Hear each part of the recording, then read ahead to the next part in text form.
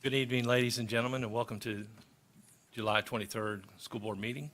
If you will, please stand for a moment of silence, followed by the Pledge of Allegiance.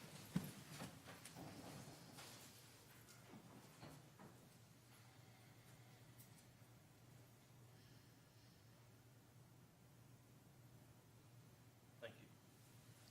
I pledge allegiance To the flag of the United States of America and to the republic for which it stands, one nation, under God, indivisible, with liberty and justice for all.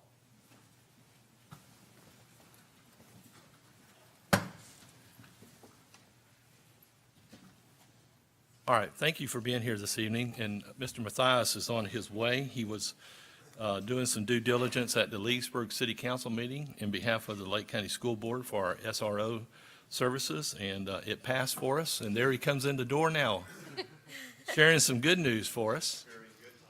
So, but we're thankful that each one is here with us at this time. All right, as we move on to the agenda, are there any changes or amendments or additions or deletions to the agenda? We have one addition. It's an emergency item to approve a contract for an EduSpire Solutions. It's a flex time manager for our new remediation acceleration component in our schools. And it's a timing issue to ensure that we can have it in place and training completed prior to the start of school. Okay, and we will move that to just below 10.17 on the consent agenda under new business. That's school items related. I also need to pull item 8.03, the school impact fee study, for no action, and we'll bring that back to you at a later date.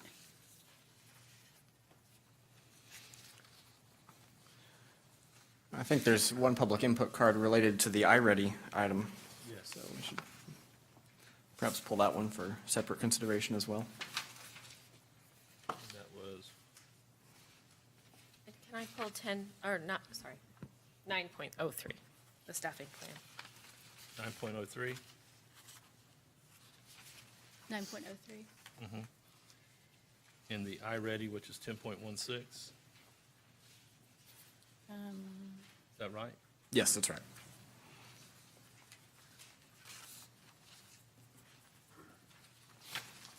All right, does anyone else have any pull?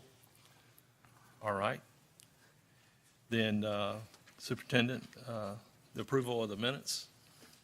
Recommend approval of the minutes from the regular school board meeting dated June 11, 2018, and the regular school board meeting June 25th, 2018, and the regular school board meeting July 9th, 2018. So moved. Second. All right, we have a motion and a second. Any further discussion? Seeing none, all in favor, say aye. Aye. All opposed, same sign. Motion carries. All right, we have representation. And we have Superintendent, I'll let you take care of that. Okay, well, I'm very pleased to introduce Ms. Karen Nagy. She is the campaign manager for Leukemia Lymphoma Society Student Series programs, and she has a special award for this evening. So welcome, Karen. You're okay? Yes. Perfect. Good evening, everyone. Just some background first. Student Series is a set of service, learning, and philanthropy programs supporting the Leukemia and Lymphoma Society. We are the world's largest health organization dedicated to blood cancers, and our mission is to find a cure for blood cancers and help patients and their families. Many of you in here may know our programs as Pasta for Pennies or Pennies for Patients. The program connects schools with local cancer patients, and we provide tangible life skills to participants and allow students to see the impact that they can make in the life of others. Schools that participate in our program receive a comprehensive experimental STEM curriculum to incorporate into their fundraising campaign and beyond. This was a tough year, with the school year starting out with the hurricanes with the two hurricanes, Irma and Maria, impacting our communities. And despite that, we had over 400 schools in North and Central Florida participating in our program, and collectively they raised $525,000 for research and patient support. This year, we had 17 schools in Lake County schools that participated in our program, and collectively, they raised $18,000. And that is not all, because over the last 15 years, Lake County schools have raised over $425,000 for the Leukemia and Lymphoma Society. Because of the tremendous support from Lake County schools and other school districts in North and Central Florida, we're able to provide local patients with copay assistance and other support services. And I am here tonight to present the Lake County schools with a Community Partnership Award for the tremendous support that the schools in the district are showing for our programs and allowing us, the students, to make an impact in the life of others. I truly appreciate the partnership with the schools in the district, and I look forward to expand the partnership further over the years to come. Thank you.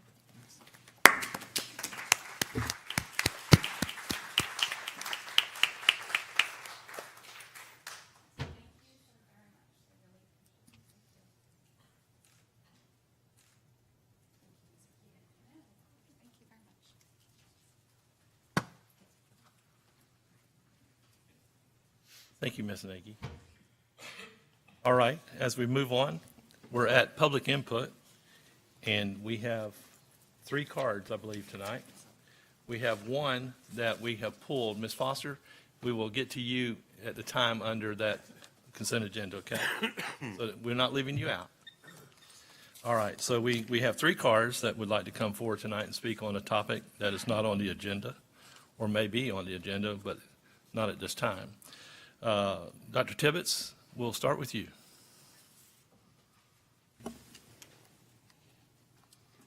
Thank you, and good evening. I appreciate the time to talk to you this week. After the world's quickest school board meeting 2 weeks ago, I think tonight's going to take a little longer.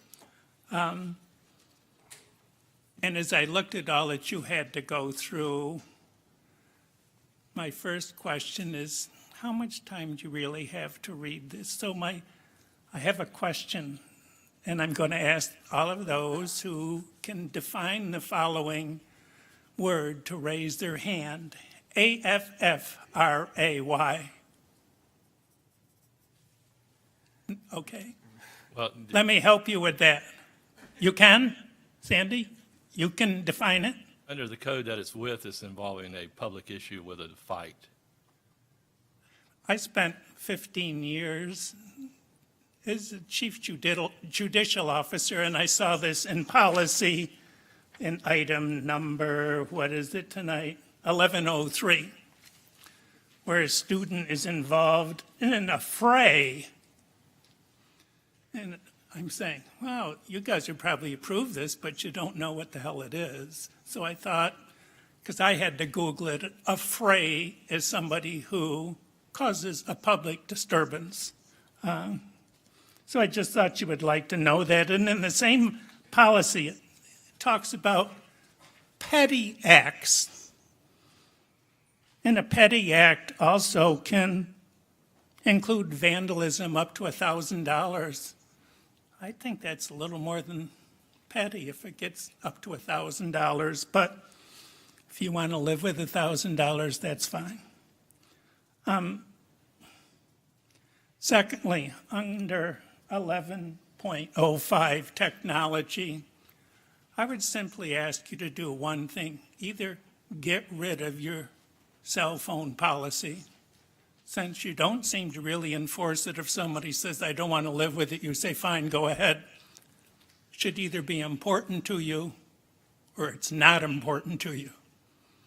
And it shouldn't be waived because the middle school wants to get rid of it, or they want to have it at lunchtime, or they want to have it walking down the hall. You made the policy. If you don't believe in it anymore, get rid of it.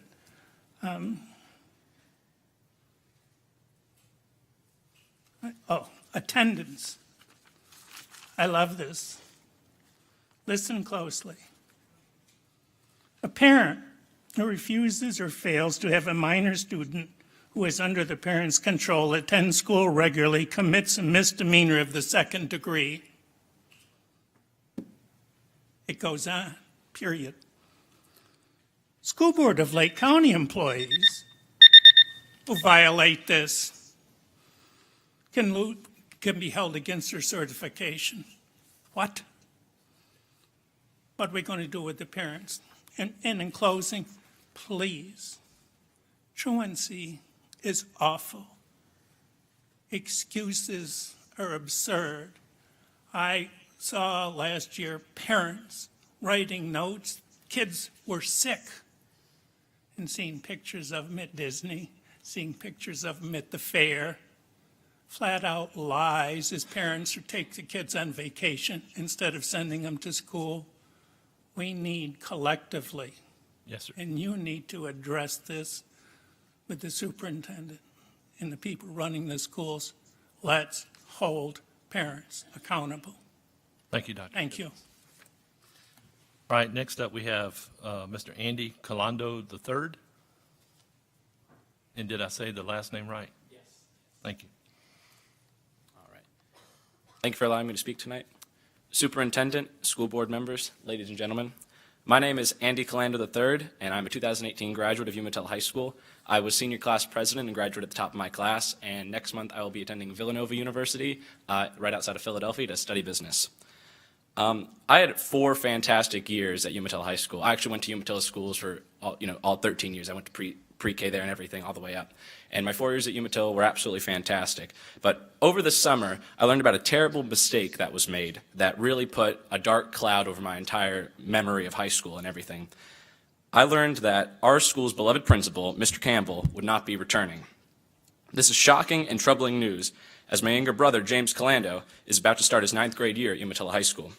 And not only is Mr. Campbell not returning as a principal to Umatilla High School, but he has been demoted to an assistant principal role, which is a pretty serious demotion.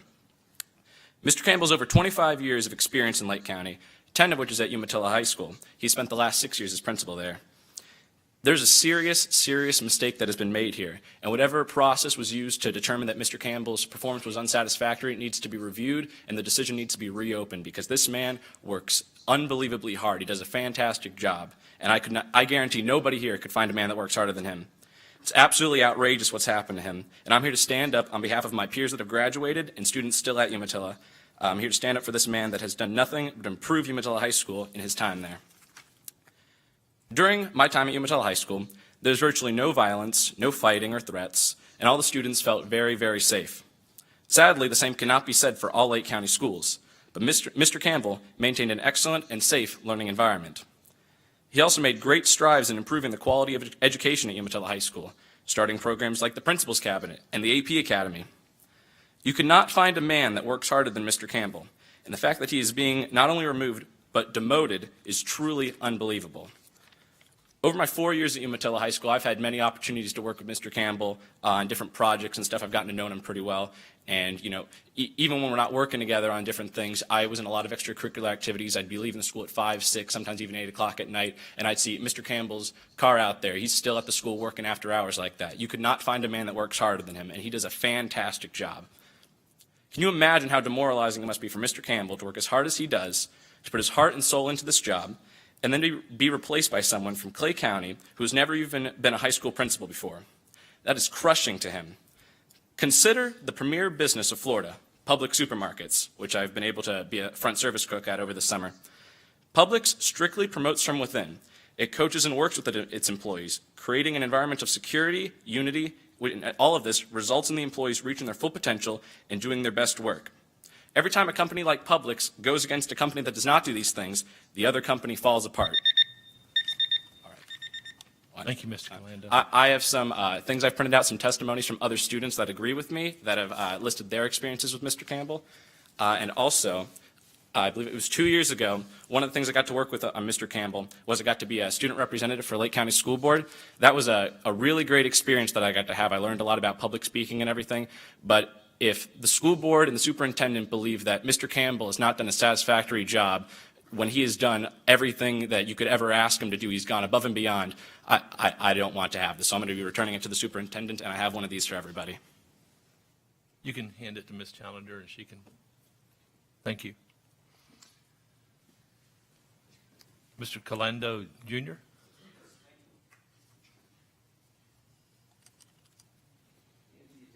job. Thanks.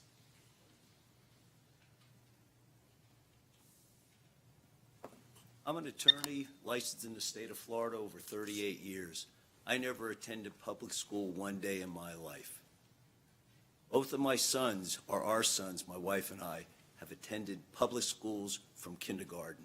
Can I ask you to get closer to the mic, Sure. please? So my wife and I were very cautious at every step of the way. You can see the fine young man that's the result of his Lake County education, along with his parents' guidance. I remember the first time I met Mr. Campbell, it was a little over 4 years ago. My wife and I went to Umatilla High School to get a tour of the school. We walked into the general office area. I'm looking over the door and it says teen pregnancy guidance. I'm thinking, holy mackerel. Then Mr. Campbell walks out and I'm thinking, oh, what's going on here? Well, we had a 1-hour tour. Well, after 1 hour, I had complete confidence and my son would get a great education under the guidance of Mr. Campbell. Mr. Campbell is a wonderful individual. I've been a state prosecutor, a public defender, and I've had my own firm going for over 30 years. So I know what business is all like. I know what it is to deal with people. Mr. Campbell is a true credit to education, a true credit to Lake County. Whatever decision process was used to come to the determination that he was no longer qualified to lead Umatilla High School, there's a serious mistake made. Being a criminal attorney, there's mistakes made often there too by police officers, people that are witnesses, people that testify. There's mistakes made. People are unjustly charged. We hear about these people that have been in prison 20 years and then DNA evidence comes back. We've had the wrong guy. Well, I would like to know what the process was that determined that Mr. Campbell was not appropriate to lead Umatilla High School for another year, because I would like to confront those facts. I've done a little research. Umatilla High School had one of the highest graduating rates consistently in Lake County. That's wonderful. Very little violence, if any. Deputy Stonebreaker, who I know well, being a criminal lawyer, he being a deputy, he and Mr. Campbell worked together wonderfully. I'd see Mr. Campbell out there in the morning greeting students as they came, as the parents dropped them off. I was always thought it was rather interesting, the principal having a Corvette. Well, you could see his Corvette there all the time, and it's wonderful. The man was enjoying life. But that man was well respected by every student. The students respected him, and that school is very successful. Now, you might ask, why am I standing up here? Because my other son is starting 9th grade there. I never in my wildest imagination thought that Mr. Campbell would not be leading Umatilla High School when my other son is there, or our other son. As a matter of fact, my wife is an educator. She taught for 13 years. She's kept her certificate, and once the boys are grown, she'll be back teaching again. We've watched education very closely every step of the way. Mr. Campbell is a wonderful man, one of the best people I've ever met, and I've known a lot of people in my day, judges, you name it, I've come in contact with them. Please review whatever happened in this determination for removal of Mr. Campbell, because it's flawed. I don't know what the evidence was, but there's been some serious mistakes made. Thank you for listening to me. My office is 1 block away. I'll probably be here every week or every other week to the day I die, because I believe in Mr. Campbell, my son believes in Mr. Campbell, and we would have a lot more students here if we didn't get this word during summer vacation. Thank you, and I beg you, please review the process. There was a terrible mistake made. Thank you. Thank you, Mr. Calando, Jr. All right, we move on to reports. And Ms. Elizabeth? Yes.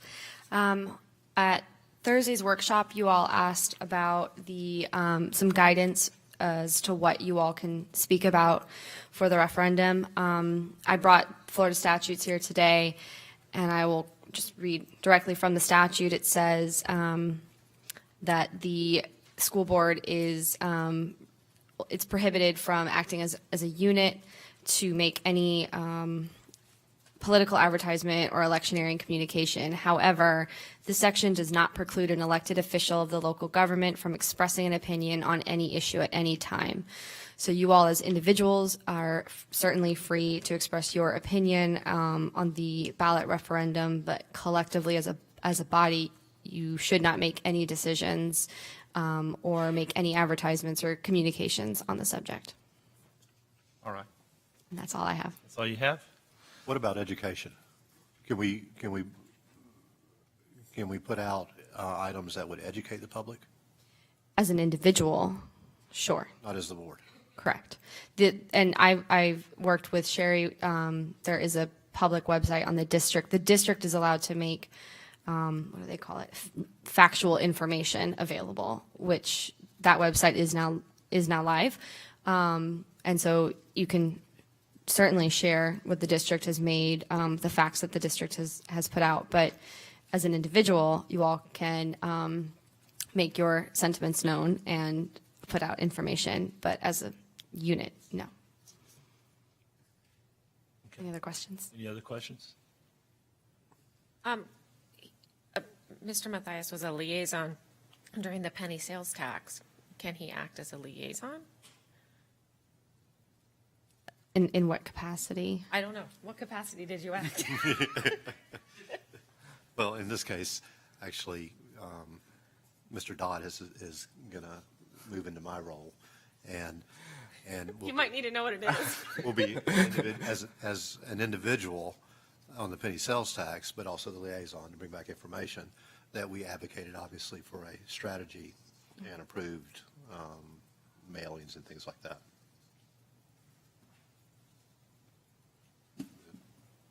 And it passed, 72%. So it was pretty effective, too. So that's allowed? As an individual, yes. Yeah. I mean, you all, Individually, he can tell, Mr. Dodd can tell us what the committee worked on, did. yes. Well, as a liaison, he can do that anyway. Right, just so long as the board is not then taking action. The board is not voting. I Right. mean, the board voted passed the resolution with the ballot language, and that's where the board's action as a board ceases. But nothing prohibits any of you, whether you're on the election trail or not, from making your sentiments known as how you feel on this issue. So we can get information then from the superintendent as far as how this money is going to be dispersed and utilized, and we could put that out there for the public? Absolutely, I mean, that's legal, absolutely. as an individual, not Yes. as a board. And you can say this measure should pass, this measure should not pass, however you feel on any issue. But as a unit, you cannot take a stance. Otherwise, I'm already guilty. No, you certainly can. And all of that factual information is on the website currently. And the district can tell the public that this website exists, right? Yes. And Okay. could the district fund and do a mailing with the information? With the information, With the information. not with a stance. That's right. No, with no interpretation of trying to promote it as far as passing, but just giving the information out for information only is what you're saying? Correct. That we're not trying to tell them to vote? Can't say vote yes on this, This but is you can what- say this is what the money will be spent on. Correct. Limited to the factual I information think we only. need to do a mailing then. We need to do it As an soon. individual, I think that. Do we, That Well- makes, superintendent, do we need to get with Mr. Ward signs, about finding? are signs by, I'm sorry, talking at the same time. I'm just saying, do we need to get with the CFO to make sure we have the finances available that we could do something like this? Well, it's Because we need to not- do it immediately, I think, if we're going to do it. Yeah, but the signs would go under the PAC. That'd be PAC related. So, Gotcha. the board cannot collectively, as a group, vote one way or the other to make, you're saying to send out the mailers. To send mailers out with the information of what we're talking about. I guess that kind of depends on who you're contacting with that, right? So we naturally inform parents of our students about a variety of issues all the time, right? So if we're informing the parents of students in our school district of information, then that's allowable, right? Correct. And the district has a variety of means in which it uses that Correct. to disseminate information. So as long as the district isn't communicating a stance or encouraging people to vote one way or another, but just providing that information, then they could use the existing tools, right? Correct. Anything else, I guess, would run through the PAC, right? Correct. Yes. Got it. Okay. So we good with that? Good. All righty. There's no unfinished business, so we move on to the consent agenda. Superintendent? I recommend approval of consent agenda items 8.01 and 8.02, 8.04 to 8.24, 9.01 and 9.02, and 10.01 to 10.15, and 10.17. That's separate. Gotcha. All righty. So you've heard the superintendent's recommendation? So moved. Second. Y'all just quick on the job there. We're past my 17 minutes, so y'all can slow down. 18 minutes. No, I wanted 17. All right, so we've had a motion and a second. Are there any further discussions? Seeing none, then all in favor say aye. Aye. All opposed, same sign. Motion carries. All right, we're at 9.03, new job descriptions. And Dr. Burns, you pulled that. Superintendent, I was hoping that you could sort of walk us through the chart a little bit. Because essentially, I think we're building a new department, right? We're often accused, or it's often said that the district is very bloated. And this is the addition of 25 new positions. So can you, which I think are mandated, many of them by the state through the new Marjorie Stoneman Douglas Act. So I wanted to know if you could walk us through that. Are these the ones connected to the mental health plan that you're referring to? No, the ones connected, I think they're connected to the new Guardian program and the security people related to the Guardian. It said I have to pull it up. But it was, I just wasn't sure where the number 25 was coming from. hold on. Well, I was trying to subtract and add and stuff. I think part of it is the Guardian and part of it is, Well, there was like 16 of them were Guardians. but that, yes. But there was another okay. plus or minus 5, 8, somewhere in there, something like that. I'll need to look at the backup. So the 16 of them then would be the Guardian positions. That was the job description that you approved at the last board meeting. And we certainly know the role of those individuals. And then the technology people are moving into security services. Yes. I think what I'd like to do, if you don't mind, Mr. Roy, this was some of the reorganization. So this is the School Safety and Security Office by legislation that is created that Mr. Roy is going to be overseeing as our school safety specialist. One of the job descriptions was the previous school safety manager. That position was vacated, and so we're taking the opportunity to redo that job description, and then we did also lower the banding grade as we evaluate every position to try to decrease cost. So that is in there, and then he has presented, along with Mr. Carr, a reorganization to move some folks from IT to that security office as well. So would you mind giving us the vision of that, if you would, and why those positions are shifting? And that's what I remember, Superintendent, that some of this is not new people, it's just they're being relocated, but the Guardian positions are the new people. So is there no new? I mean, I thought there was some new. So there was actually, if you remember, I asked for the 16 Guardian positions. We won't need that many. We weren't sure at the time until we figured out how many SROs we needed, how many we would need. So they were allocated, but they won't all be filled or budgeted for. So those positions were in there. The only other new position that was there was the one that is connected to a brand new grant that we received. We're now eligible for some Title IV funds. And one of the things that we would like to do is, this is not a new department, this is in addition to our Student Services Department underneath Ms. Dylan Banks and Ms. Pearson. I know she can speak to that position in more detail if you have additional questions on that. One of the things that we don't have as a district is an alternative education program in-house, and so we contract out for those services. And so one of the things that we've been very mindful of is that cost being one factor in the high cost of some of these alternative education contracts that we have. We've been piloting for a while an alternative education program in the evening out at East Ridge High School that's gone extremely well. But we don't have a place for our students, so our middle school students that we place in lieu of expulsion when they come before the board, they go to live stream for services.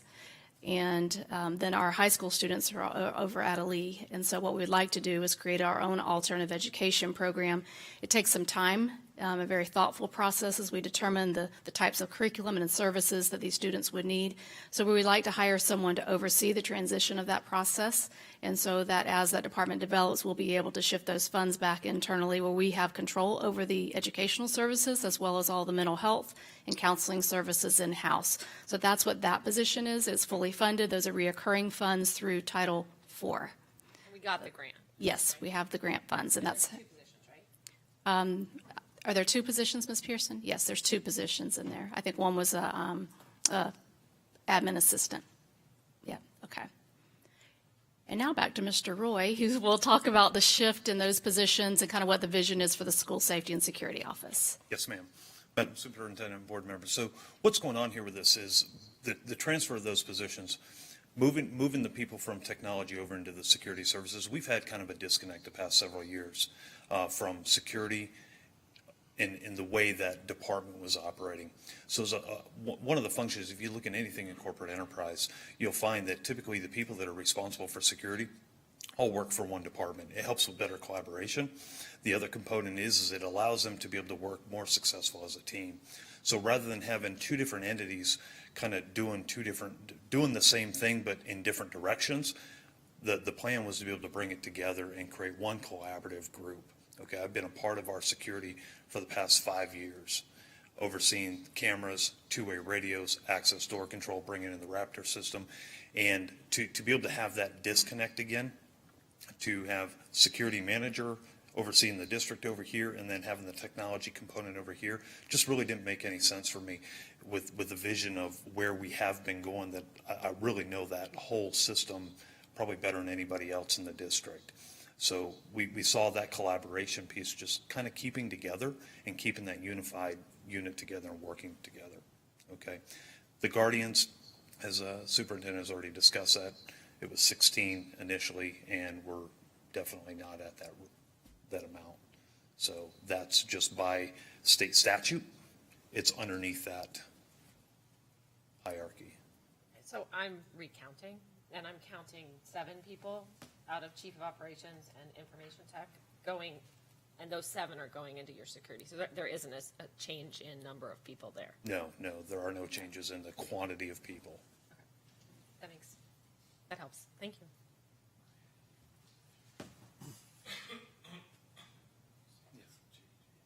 Okay. So as Mr. Carr was pointing out, again, the only new position outside of the Guardians was the District Safety and Security Specialist. Okay, that was approved back beginning of July. That's just moving from Chief of Operations over in underneath still Chief of Operations into the head of the Security Services Department. Right, and that's part of the Marjorie Stoneham Douglas Act. Yes, ma'am. We need that position. Okay. Thank you. I appreciate the explanation. Thank you. Thank you. Thank you, Mr. Roy. Superintendent, then you have a recommendation? I recommend approval of 9.03, the new job descriptions. So moved. Second? We have a motion and a second. Any further discussion? Seeing none, all in favor, say aye. Aye. All opposed, same sign. Motion carries. All right.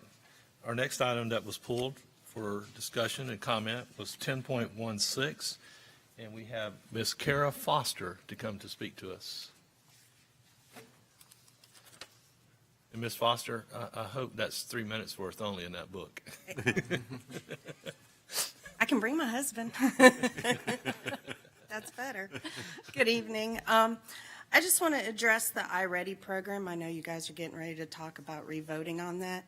I just want to put some words of caution out there. There are kids that are falling through the cracks on this program.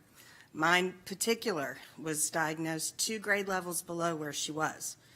And any teacher can tell you walking into that classroom, they don't need this program to tell you where their kids are. They know. Please reconsider using this program. It's not good for every kid. What I want to know is what you're doing for the kids that are showing such a huge difference in their data points. My kid was an AB student, but she's showing 2 grade levels below. There's something going on there, and when I asked the principal, she couldn't explain it to me. So I kind of just want you guys to know there are kids falling through the cracks on this system. Don't put all your eggs in this basket. Trust your teachers. They are the professionals. Trust them, please. Thank you. All right.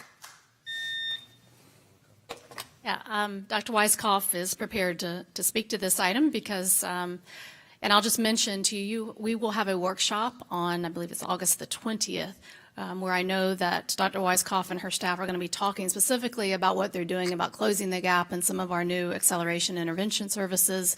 And so trust me, this is not a one-size-fits-all approach. And so I'll have her just address your concerns and any questions that the board might have on this item, because I know it's come up before, and how we're using it and how we've modified its use to ensure that it's not the end-all be-all. So I think it was pulled by, Mark, you mentioned kind of pulling the item, and I think we've had some conversation, but I agree with you, it's not a one-size-fits-all program, so I definitely would concur with that statement. We do know that we need something to progress monitor, and that this is one of the systems that nationally is used by many, and we do feel like it's good for that piece. When I came here a year ago, I think we had an overuse of it. I think that was something that the board was very concerned about, and we've taken a diligent effort to use it strategically and intentionally versus using it for every child and mandating the time for every student. So currently, we are advocating for the use. We use it for progress monitoring. The reading part, you'll notice that the contract states that we have the toolbox, but not the instructional piece. One of the reasons why we do that is so that we can help advocate for teachers doing the small group instruction and teachers doing the teaching to intervene when we do find that kids are scoring behind. So we do feel like it's a place to start with the 3 times a year assessment in terms of the reading piece, and it allows for us to then help teachers understand what to do. I would agree that teachers know where their students are, but we kind of need an overall look with everybody on a standardized way of assessing kids. We're required by the state to have something that's normed, and so this provides that information for us. So we are not sending out usage reports, so we want it to be used for intervention if it fits. The toolbox allows us to pull lessons in to help match needs of students to resources within the system, but we don't advocate that it's the only system to use. So we certainly advocate for other resources to be used, and we continue over last year and this year to train on matching interventions to student need. So I do think it's a place to start. I think it's something that we do need something to do, and I think it does a pretty decent job of giving us a place to begin, but we certainly we're not advocating that it's the end-all program for all kids. We're not buying just the diagnostic portion like we previously did with the reading section last year.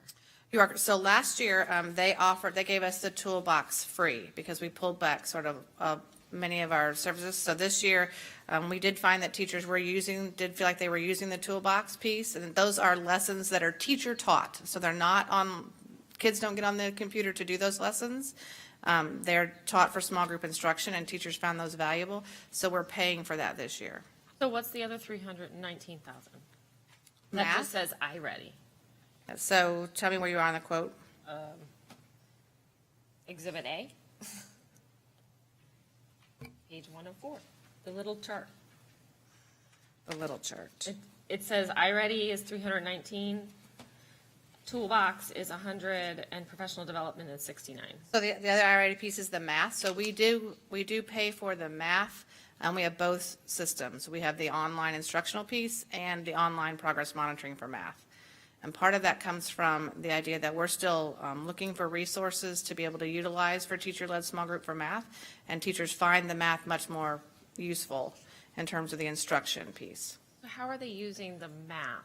Like, because I was under the impression that last year we were going to get rid of the iReady math instructional piece. No, we've had it all year. We had it all last year. I know, but when we voted for it last year, it was going to be that this year we would only vote for the diagnostic portion of the math iReady just the diagnostic portion of iReady math. So when we look at it, we use it for tier 2 intervention a lot, and so when we're still looking for good intervention pieces for math, we find that this is pretty valuable to use. We find the value pretty good, so we use it in small group instruction. Kids are put on, if they need it, for 15 minutes, 20 minutes, a couple times a week. But we are using it it is part of our MTSS tier 2 intervention, one of the strategies that we use for them. So that's how we use it currently. Do we not have enough people? I mean, because when my son needed tutoring, he was tutored at the school. So we use that too. It's one of the options that we have. It's not the only option that we have, but it's definitely one of the options that we have. We still feel like we haven't found necessarily other good resources that are as good and as economical as this one seems to be. So we do find it pretty valuable so far. It has moved some students. When we look at students moving from making growth, we see it in the math as we use the instructional piece. I think we have to be prepared that if we take something like this large amount thing away, we have to be able to replace it with something else. And so while we're focused on literacy and doing a lot of training in literacy, we're still working on that. I mean, we had a system that they used it all the time a year ago, and so we've made 1 year of movement, but I don't know that we can get rid of it completely yet. So we're not taking on any new piece. It's kind of status quo this year. So we're asking for. And this is one of those things when we met with teachers and we made a list of the things, what can we get rid of? What are we using? What do we want to keep? This was high on the keep list. And so we know that teachers would advocate to use it as well, because they do use it.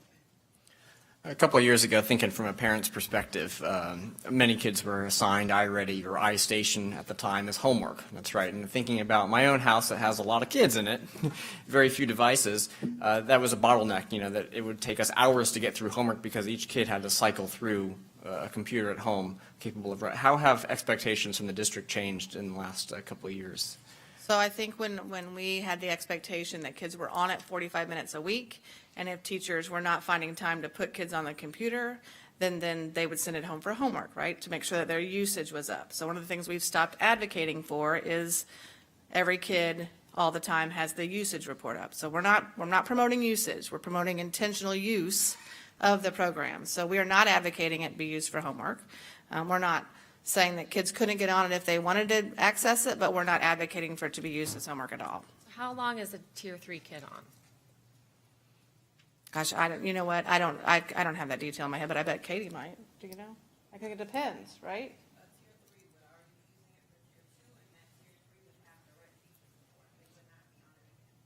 Could you repeat what she? I can. So a tier 2 child would already be using it. A tier 3 child would have direct teacher support that was layered on top of it. So they would not be on it more as a tier 3 student. Okay, so how much is a tier 2 on it?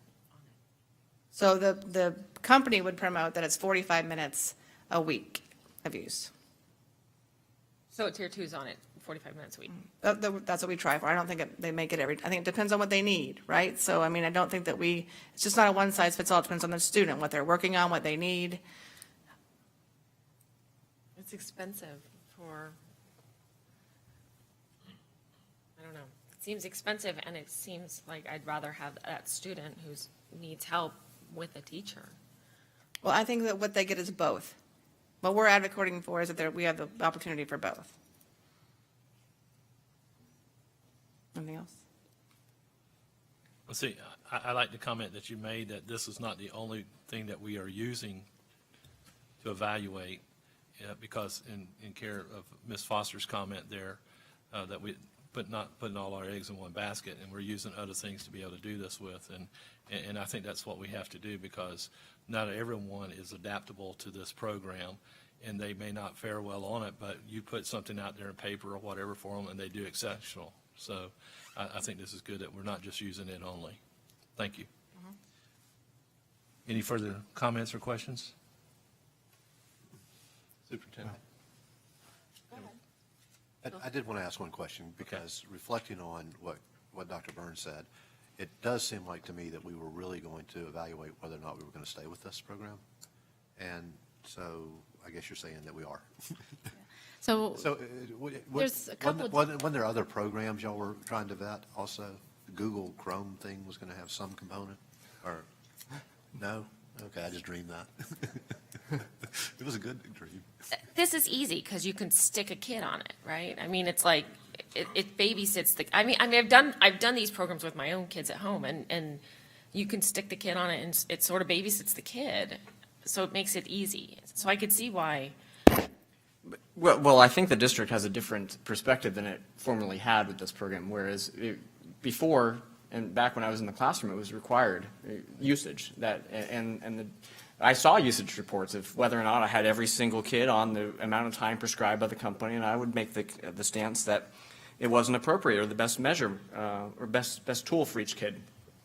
That discretion was not afforded to teachers, but now it is, right? Because we're looking at, there is not a one-size-fits-all approach. For some kids, this is fantastic. I'll tell you, I had kids in my classroom that loved their time on iReady or iStation, and there were other kids who dreaded it and hated it.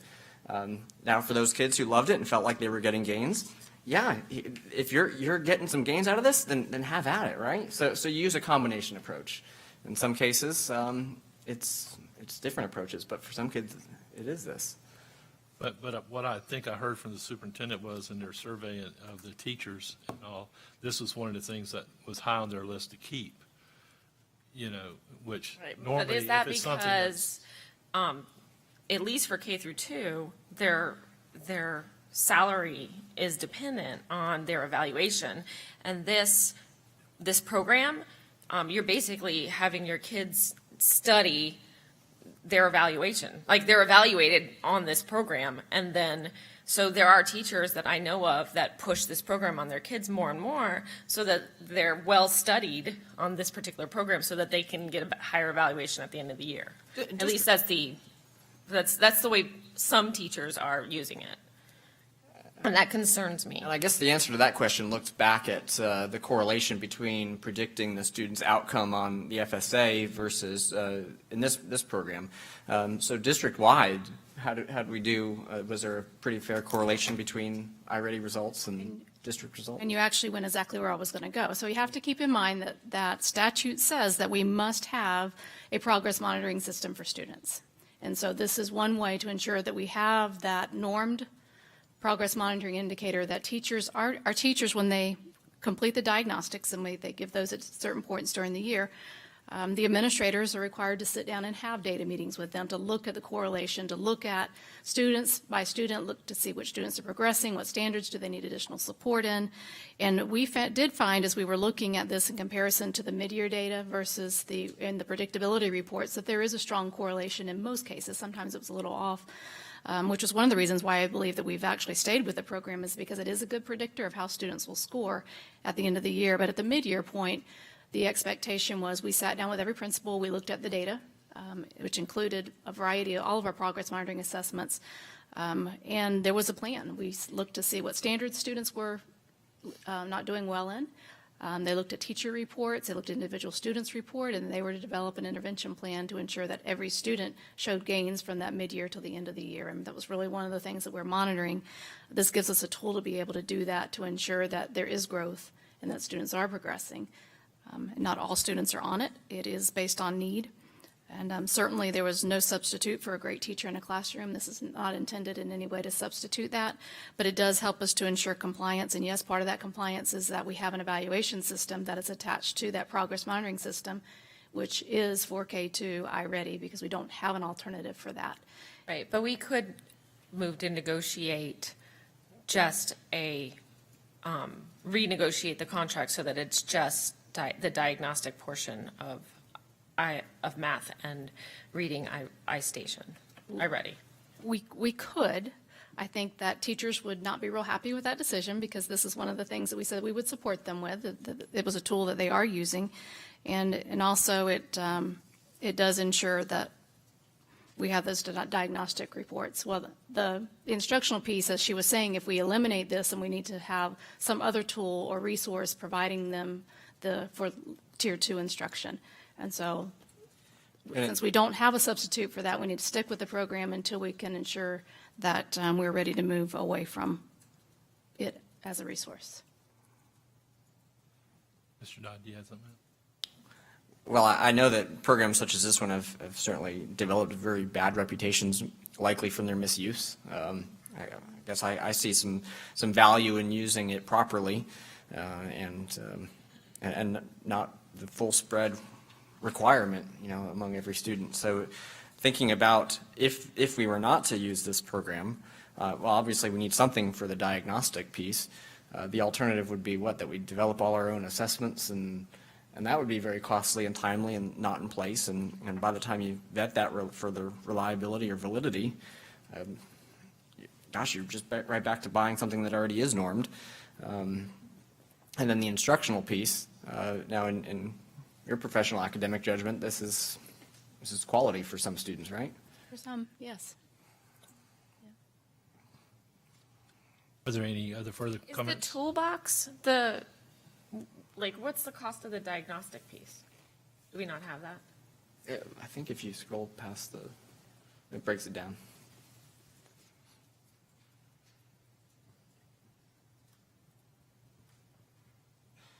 They're all mixed. So if you look at the quote, the price quote, you can see that it's the diagnostic and instruction together is in the first 3 lines. And then, but you can look at the, for reading, when you look at the iReady diagnostic per student license, it's, $4 and something. you can see that's further down, so it breaks it out a little bit. One of the things I think that's interesting to look at, when you look at the diagnostic and instruction math license on the 3rd line down, it's about 10,000 a school site. So when you look at it in terms of a resource, I know it looks like a huge amount together, but when you look at it by school, it's not necessarily, it's pretty feasible. So I think one of the things when you put 26 schools together, it makes it a higher price, but looking at it by the unit, it's not necessarily, when we look at another resource for 21 schools, it's going to be costly, so. But will we need another resource, or will we just need teachers to be actually not choosing to have their kids on that math computer station? They would just choose for their kids to do a different sort of either activity or instructional piece. So I guess what I would have been, I want to always presume positive intent. And I think that teachers are working very diligently to do teacher-led small group on math instruction. And when they do that, there tends to be opportunities for other kids to do some other things. What I see in classrooms is that other students, some of them are working on a bigger problem base, maybe together collaboratively at their desks, and some kids tend to be on iReady. So it's not like we don't work one-on-one with kids and instead we put them on iReady. That's not what I see. So I want to make sure that because I feel like we're getting this, But what I have seen when I've been in classes with iReady is kids just staring, and the screen never changes, and 20 minutes goes by. And maybe that's just some, but happens a lot. And I can tell you with the programs I've even tried with my own kids, they wear out real fast and don't work. so I haven't necessarily observed the same. So when I tend to see it used, and I have 1 year of data, right? So I have maybe a different lens. I have this year. But I often see them utilizing it both. So I don't want us to say that that teachers aren't teaching, in math. But I do think we need a multitude of resources. I do think some kids are motivated by the screen. And so I don't think 10 or 15 minutes a couple of times a week necessarily is harmful. And we've seen that it's actually been helpful to kids and it does show growth. This is a research-based program that does, scaffold students based on what they're answering, and so I do think it has some potential to help some of our students, but I also think that teachers are teaching in small groups at the same time, typically is how I see it used in a math classroom. And when you use this for MTSS purposes, there's a team of people who evaluate what is going to be the best intervention, we think, in this particular case, right? I mean, nobody, I'm going to go on a limb, goes into that meeting and says, I'm going to put them on this program because I think it's easiest and it may or may not work, right? that there's genuine intent that it's going to work, and if not, then you change the intervention. Right, that's what being in MTSS is. We monitor progress and then make a change, or if they happen to get to the point where they're achieving at an appropriate level, then we the intervention worked, and so we don't no longer need to use it. So, So when do the level 2 MTSS kids, like when in their day, are they like pulled out of specials? Are they pulled out of No. reading block? Or no. when are they? So all the I schools. mean, it has to come out of somewhere, their extra time. So if you think about like I don't know that it has to, because if you think about a math block, right? So if you think about if I do direct instruction for 15 to 20 minutes, kids are beginning to practice, maybe there's some collaborative work going on, I pull a small group, kids can actually do it then. So it can happen within my math instruction. It could also happen, we do have some remediation and acceleration time built into the schedule. It may happen during that 30 or so minutes when there's some intervention time that's happening. They may get a portion of that might be used for this particular program. So they're not pulled out of a core instruction, if that's the question. And they're not pulled out of specials, resource, recess, any kind of thing, opportunities like that. We good? Good. All right, Superintendent? Recommend approval of item 10.16, renewal of the iReady diagnostic and instructional online math software. So moved. We got a motion? Second. Second by Mr. Dodd. Any further discussion? Seeing none, all in favor say aye. Aye. Aye. All opposed, same sign. Nay. Got one nay.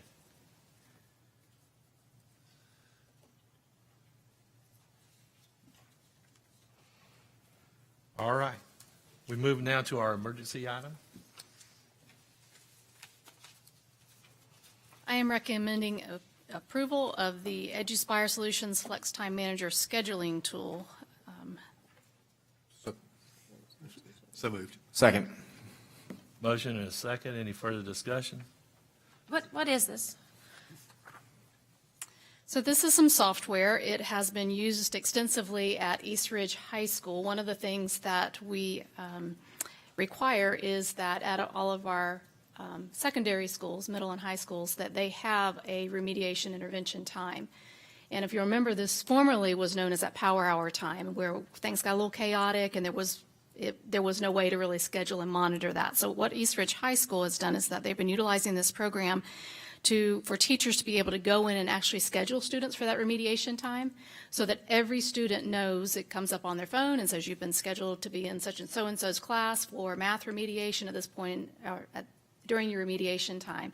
And it's a way to monitor where kids are so that every student is where they're supposed to be. They can monitor attendance.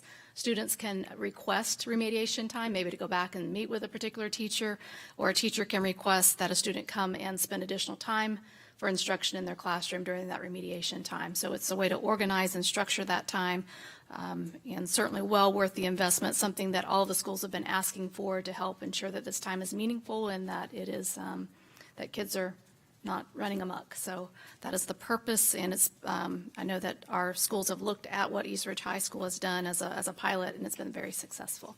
So this will be countywide as far as the high schools. Correct. And I think for the middle schools using, or just high schools? I saw where the middle school does have it. Windy Hill shows that they have it.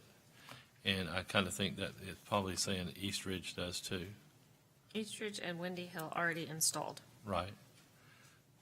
So, but this is great because, as you do recall, the power hour, that in some cases, nobody really knew exactly all the time where the students were, and this way they do know, and they can check up on them and make sure that they are there. So, do we have a motion? Why are we only, sorry, We already have a motion. We're in the discussion. Go ahead. why are we only doing the high schools if it's so good? No, she included middle schools too, I think.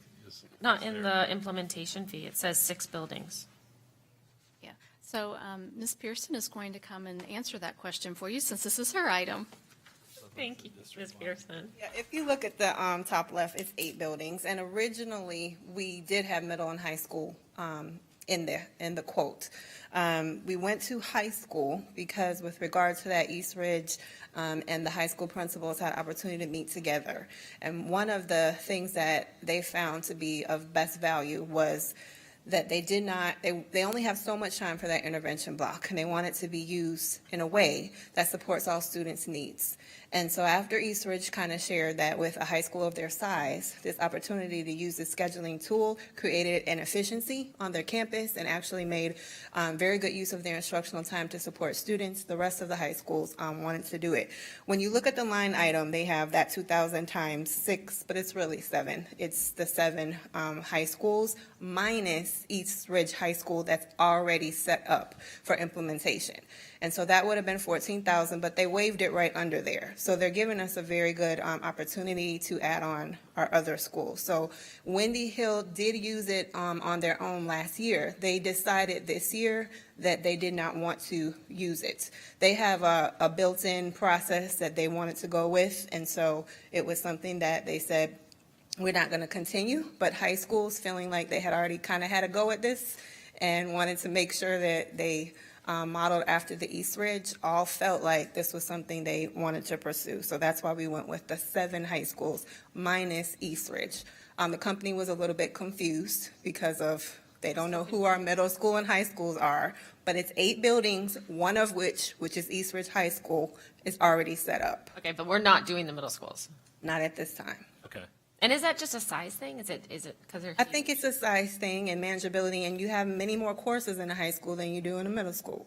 So when you're looking at where these students are going and who needs help with an AP course versus with an intensive course versus with just some credit or maybe a test recovery type of thing, or wanting to get more support for whatever, there's a lot more that they're scheduling for. So I think the middle schools are able to manage it a bit better than the high schools because of the multiple options and multiple courses that you would be supporting, if that makes sense. Thank you, it does. Okay. And East Ridge was the first one to do this, I think. Yes.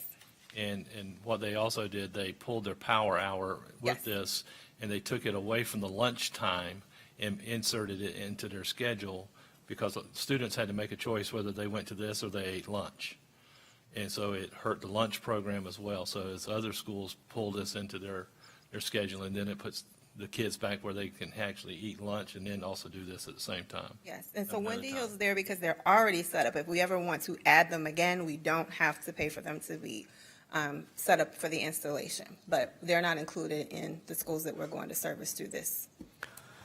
The annual subscription fee, the discount associated with that, is that to entice us to subscribe onto a year? Are we going to see that discount go away after a year, or what goes with that? I'm sure it's to entice us, but at the same time, Julie Llewellyn was able to negotiate her price as well, even going into her second year, and we were able to continue with that same price. So they understand that in, taking on all the high schools of the district, there's a commitment that they're making to us to keep the price low and that we're making to them to be able to use this year and find value. So again, we'll go back to the, negotiation with regard to that. And if this works out well, we might be able to do an extending contract where we can lock in at a lower rate and not get $8 per license for the upcoming year. All right, thank you. Any further discussion? We have a motion and a second. All in favor, say aye. Aye. Aye. And all opposed, same sign. Motion carries. All right, we're under discussion, and we're at 11.01, Ms. Attorney. Thank you. The item before the board is 11.01, final approval of School Board Policy 7.702, state and local preference. If anyone has a comment on this item, please come forward at this time. Seeing none, I believe it is appropriate to close the public hearing. All right, Superintendent. I recommend approval of item 1101, the final approval of School Board Policy 7.702, state and local preference. So moved. Second. We have 3 so moves. And we have 1 second down there, Mr. Mathias. All right, any further discussion? Seeing none, all in favor say aye. Aye. All opposed, same sign. Motion carries. All right, we're at 11.02, Ms. Attorney. The item before the board is final approval of revisions to policy 5.30, student control. If anyone has any comment on this item, please come forward at this time. Seeing none, I believe it is appropriate to close the public hearing. Superintendent. Recommend approval of item 11.02, final approval of revisions to policy 5.30. So moved. Second. Motion second. I have a Mr. question. Dodd. Okay, and we have further discussion. Dr. Burns? I don't remember these coming for the first time. So are they part of the student code of conduct? No, these are separate policies. They've come before you all for workshop and tentative approval. Okay, so I just don't remember. Oh, that's fine. All right, then let's move on. Okay, you're good? Oh, I do have another question. Why aren't we waiting for Neola on these policies? Because some of these, I believe, are connected to the student code of conduct, which needs to be in place at the start of the school year. And so I know that Ms. Dillon Banks did work with Neola on the development of the policy. We'll incorporate it into their templates at the time when we complete all of that section. But it is the policy that you'll see again without revision. All right, we have a motion and a second. Any further discussion? Seeing none, all in favor say aye. Aye. All opposed, same sign. Motion carries. 11.03. The item before the board is final approval of revisions to policy 5.32, zero tolerance for crime and victimization. If anyone has any comment on this item, please come forward at this time. Seeing none, I believe it is appropriate to close the public hearing. Superintendent? Recommend approval of 11.03, final approval of revisions to policy 5.32. So moved. Second. Okay, motion by Mr. Mathias, second by Mr. Dodd. Any further discussion? Seeing none, all in favor say aye. Aye. All opposed, same sign. Motion carries. 11.04. Item before the board is final approval of revisions to policy 5.34, suspensions, alternative disciplinary placement, and expulsion of students. If anyone has any comment on this item, please come forward at this time. Seeing none, I believe it is appropriate to close the public hearing. Superintendent? Recommend approval of 11.04, final approval of revisions to policy 5.34. So moved. Second. Second by Mr. Dodd. Any further discussion? Seeing none, all in favor say aye. Aye. Aye. All opposed, same sign. Motion carries. 11.05. The item before the board is final approval of the 2018-2019 Code of Student Conduct and Policy Guide. If anyone has any comment on this item, please come forward at this time. Seeing none, I believe it is appropriate to close the public hearing. Superintendent? Recommend approval of 11.05, final approval of the 1819 Code of Student Conduct and Policy Guide. So moved. Second. Motion, second by Mr. Mathias. Any further discussion? Seeing none, all in favor say aye. Aye. Aye. All opposed, same sign. Motion carries. Now, we're at Superintendent's report. All right, just a few quick things this evening. I want to thank Kiana Peterson. She's our recruiter in our HR department, and her team in HR, along with Mr. Farnsworth and all that group, who did a fabulous job putting together the first ever hiring event that took place on Monday. Had lots of interest. There was a lot of people in attendance to help fill some of our vacant positions. So I want to say thank you to them. Also, Ms. Turner mentioned that we have gone live with our web address at lake.k12.fl.us/school safety. It is our safety referendum informational page so that we can, as individuals, refer people to that site for information as to how the additional 0.75 mil ad valorem tax will be used specifically for school safety and mental health services. So I want to make sure that everyone is directing people there for more information. I know that'll be a helpful tool as you, as individuals, provide that information.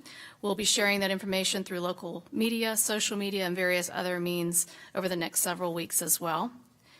And also, tomorrow evening, I will be joining Mr. Mathias. We'll both be speaking at the first Mineola City event. It's a back-to-school event where parents can come and get information specifically about the schools within that attendance zone. And the sheriff will be there talking about school safety. I'll talk a little bit about the vision and direction. And Mr. Mathias is going to talk about some of the growth and student enrollment and some of the things that he and Kelly Randall and others have been working on specifically to the schools in Mineola. So it's tomorrow at the Mineola City Hall from 6 to 8. Anyone who's interested, come on out and join us in Mineola tomorrow night. All right. Do you have any letters of condolence? Unfortunately, I have a number. As you know, I spoke last time about the loss of Aurelia Cole, our retired chief of administration, as a letter was sent to Her family, including Devin Cole, who's the assistant principal at Lake Mineola High School, and her daughter Danielle Green, who's a teacher at Lake Mineola High School. Her sister-in-law is Doretha Cole, who is our administrator on special assignment in our curriculum instruction department. Also, a letter to Greg Dudley, who is the administrator at Rhymes Early Learning Center, and the father-in-law of Renee Dudley passed away. His name is Stan Dudley, so a letter went to them. And also, we lost our head custodian at Eustis Middle School, Ario Civaz, passed away as well. And the grandmother of Marlene Strawn, the principal at Triangle Elementary, a letter was sent to her in sympathy in the loss of her grandmother, Louise Ratner. All right, thank you, Superintendent. All right, board member comments. Mr. Mathias. Okay. So today was a great day for Lake County partnering with another great city, which is Leesburg, where my company's located. And 5-0, their city commission voted to partner with us in providing Leesburg police officers on all of our elementary schools. So they were actually very excited to do it and are looking forward to future partnering with us and supporting the three-quarter mill. All right. That's all? That's a good report. In short, Sandy. Is that, are you implying? No, sir. Dr. Burns. I wanted to thank Mr. Mathias for working with the city of Leesburg to get that resolution passed, and the city of Leesburg for their support of our schools. I wanted to thank the board for all of your work while I was on vacation. It sounds like you worked terribly hard, all of 17 minutes. There's more work that goes into it than just that. I know. It's just the meeting. I just had to put a jab in there. And, somebody suggested to me that we might consider sending, I don't know the protocol, but a letter to the state letting them know that they really have put us into a difficult position with the Marjorie Stoneman Douglas Act by underfunding it. I don't know if we could make a resolution or something like that, because we're all going to all of our counties, our individual cities, and working with them, and it's really quite difficult, and it's all because they chose to underfund our programs. So I thought it was a good suggestion. It is a good suggestion, and actually, when I was at the City of Groveland's council meeting, Angie Langley, who's our representative with Gray Robinson, our lobbyist, was there as well.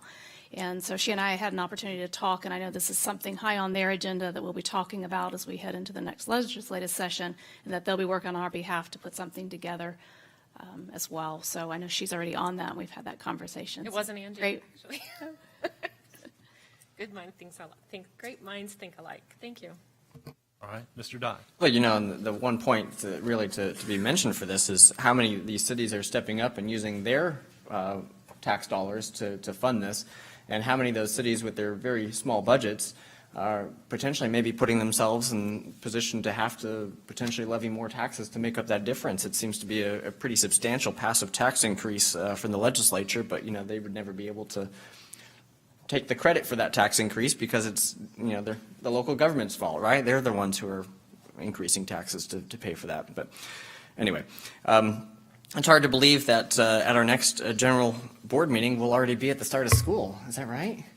Well, actually, Right, because we voted not to have one. Because the August 13th is canceled, so next regular board meeting, school will already be well underway. So I guess the annual welcome back to school message is here just about, right? And encouraging all the public to be careful once they see those giant yellow buses take the streets and all those kids out making their way to school. We want to see that be smooth and safe. Thank you. All right, thank you. Just a couple things. I did attend the viewing for Ms. Cole on Friday night, and it was great to see a lot of our administration that was there, and also a lot of support from previous staff that worked with her that was there. And I think that was great that we came out, and that we don't want to forget, though, because she does have 2 family members in our school system that we still want to give them support as well. Also, I was at Marlene Strawn's grandmother's viewing and funeral last week, and I thought about, support means a lot and we're a family. And when things happen, I was not aware of the head custodian passing at Eustis Middle School because I saw in the job descriptions that we had an opening. And I'm like, well, what happened to him?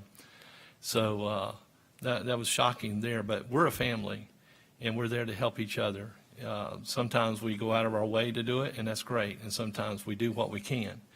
But we're a family, and we want to acknowledge that as well. Mr. Calando Jr. and the third, I just want to say thank you for your comments, and well noted. But also, I'd like to thank the city of Umatilla and all this past week, last Thursday evening, they honored the 3 new principals there, welcoming them into the city, and had a reception there for a meet and greet where the parents and the staff, whoever wanted to come in from the city, come in and meet with them. And I think that was exceptional that was done to welcome them that way. Also, I'd like to applaud our cities that are stepping up and coming out and to help us with the security in our schools. And one that comes to my mind is Astatula. Astatula has the smallest budget in the county. Maybe Montverde may be a little bit smaller, I don't know.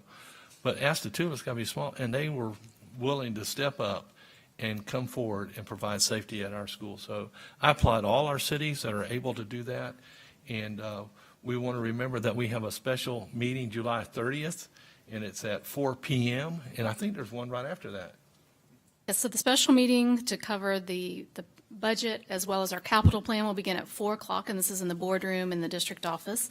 And that'll be followed by the special meeting for the budget hearing that takes place by statute at 5:01 p.m.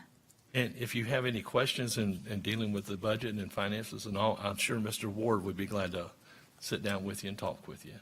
And does anybody have anything else for the meeting? If not, we're adjourned. Well, 17 minutes.